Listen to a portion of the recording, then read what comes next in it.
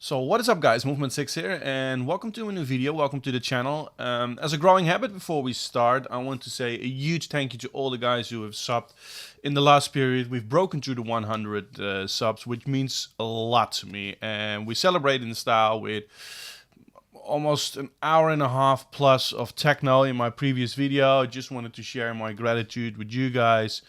Not with gaming, but with Music Connect. So I hope you guys enjoyed it. It's the previous video. I'll put a link in the description if you have missed it.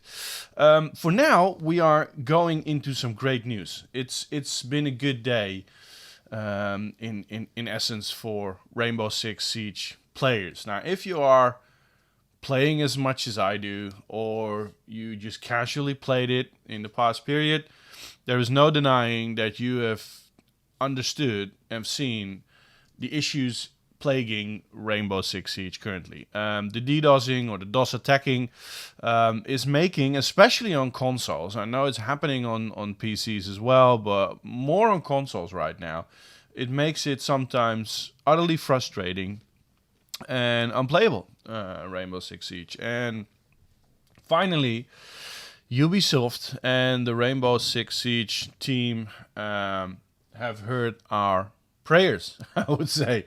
So, just to go into a few things, I will not go into the technical nitty-gritty details, but a DDoS, a distributed denial of service, or a DOS, denial of service, is in the first instance a distributed, so an attack from multiple PC, that's where distributed comes from. Denial of service, it's an attack on the service with such a huge amount of data and information that the server overflows and just can't process the game anymore. And especially when especially when people are defending, if there's a DDoSer, it can of course be very handy, because if you're attacking, you've got 2.5 minutes, 2 minutes 40 seconds, I believe, from the top of my head, to disable the bomb or to kill all the other players to win the round, right? So if you're not able to move and the clock keeps ticking, then eventually you will lose 3 matches at least in ranked, which can ultimately lead to you losing the entire game. That is affecting a lot of people. It's happened to us in the previous weeks as well. Luckily, I haven't noticed it as much with Ember Rise. It's in the previous season, but I think that's just sheer luck. But finally, they are undertaking some serious steps. Just to finalize it, DOS means denial of service, which is done with one PC, distributed multiple PCs to fire huge amount of information on the servers. So we've monitored an increase in the amount of DDoS and DOS attacks against our servers following the release of Operation Ember Rise. Below you will find our next steps and how we plan to address the situation and move forward. Next step, ban waves. We have identified the worst offenders perpetuating these DDoS attacks and will be initiating a ban wave. This will apply to both PC and console players. The impact is players that have been found to be initiating DDoS and DOS attacks will be banned, and the target is next week and will continue as needed. This is great. I do hope this, on what level this is, account level, IP address level, I'm not sure. There are so many levels from an IT perspective that you can ban players, but I hope they're banning them, which will also prevent these people to make a new account and then start the whole shebang over again. So, which is a good thing. But it's a good thing, right? These people have got no business in playing games. They're ruining the experience for legitimate players and people who are trying to have fun, whether it's competitive or not. People want to have fun in this game, right? And this is really killing the fun. Reducing matches per server. This is more a technical prevent rule from Ubisoft itself. So they're currently hosting 3 matches per server. When a server crashes or when a DDoS attack occurs, this results in 3 matches being impacted and taken offline. We're splitting this to have each server host a single match to reduce the impact. So this means that they will have a 66% reduction on the impact of the DDoS. So it's not preventing DDoS per se, right? It's just making sure that if it happens, that not a lot of people are being impacted at that point. Remove escalating abandoned section. This is actually quite good because it happened to me a few times that I got an abandon sanction because I was kicked out of a match because someone was DDoSing, and eventually I got an abandon sanction for no freaking reason. So we have noted the unintended consequences of the escalating abandon sanction on players impacted by the DDoS of DOS attacks. We are disabling this feature to reduce the longer term impact that is felt by legitimate players.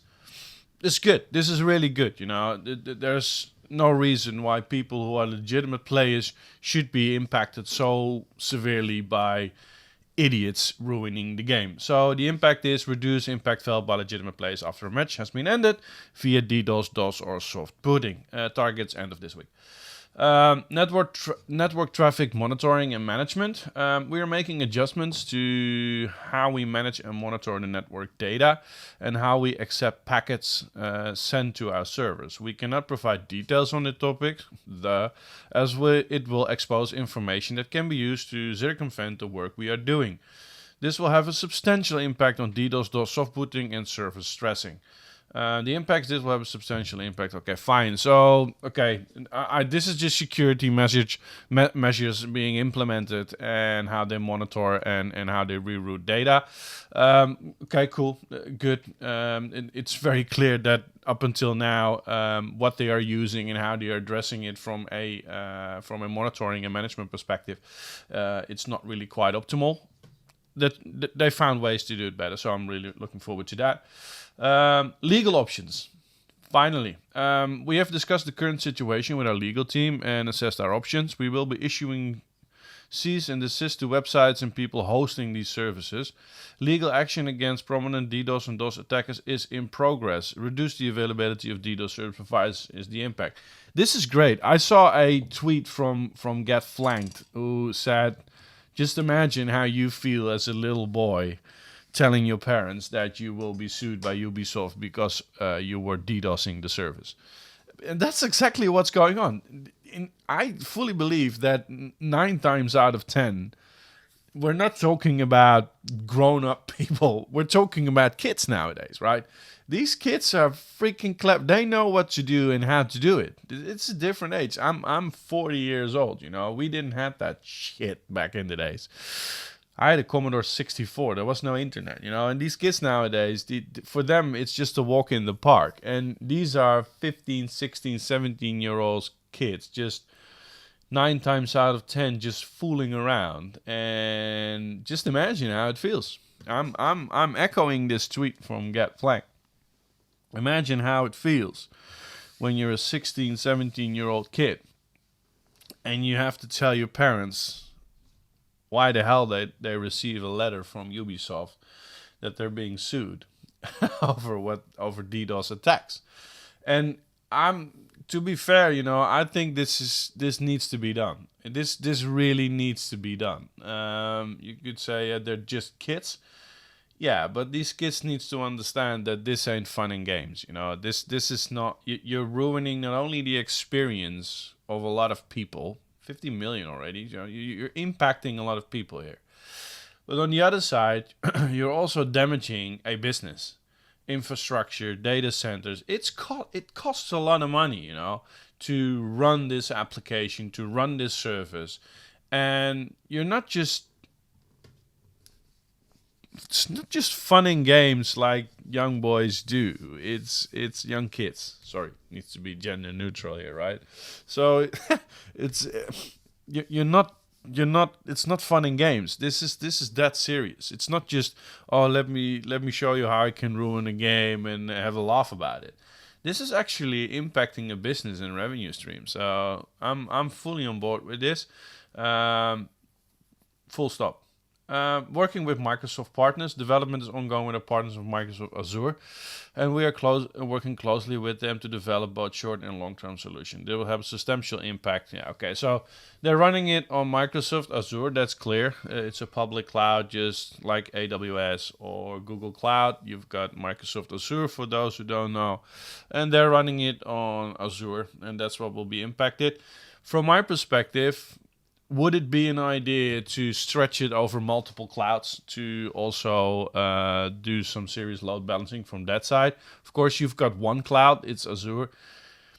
I would be very interesting to understand what it mean if you would have multiple clouds running side by side, adding Google Cloud and AWS as well, and then stretch I would say a platform as a service layer on top of that, maybe getting a bit into the technicalities here, but then you can move around, if you will. So that's it, guys. This is good news in general. You know, I know it's a huge problem with Rainbow Six Siege, because Rainbow Six is a highly competitive online multiplayer shooter.